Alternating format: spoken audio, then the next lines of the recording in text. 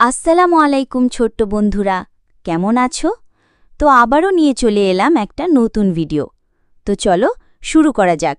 ভিডিওটি কিন্তু শেষ পর্যন্ত দেখবে। একদিন গ্রামের মসজিদে এক ঘোষণায় বলা হলো যে মসজিদের নতুন ছাদের জন্য দান প্রয়োজন।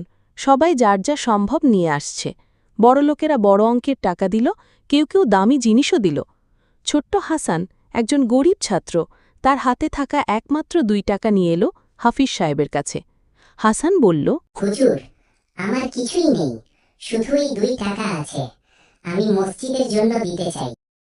হাসান, এই 2 টাকার ওজন আমার কাছে সোনার থেকেও বেশি।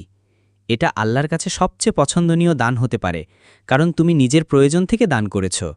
দান শুধু বড় অঙ্কের টাকা না, বরং যার হৃদয় তাকওয়া ও আন্তরিকতা আছে, তার ছোট দানও আল্লাহর কাছে বড় হয়ে যায়।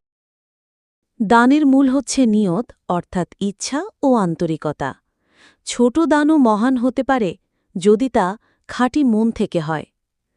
আমাদের সম্পদের পরিমাণ নয়, বরং আমাদের ঈমান ও তাকওয়াই আল্লাহর কাছে গ্রহণযোগ্য হয়।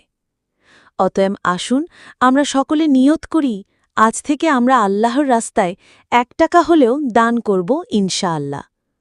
আর হ্যাঁ ছোট্ট বন্ধুরা, ভিডিওটিতে লাইক দিতে ভুলো না। আরও নতুন নতুন ইসলামিক ভিডিও দেখার জন্য চ্যানেলটাকে সাবস্ক্রাইব করে রাখো, যাতে করে সবার আগে তুমি দেখতে পাও। ধন্যবাদ। আল্লাহ হাফেজ।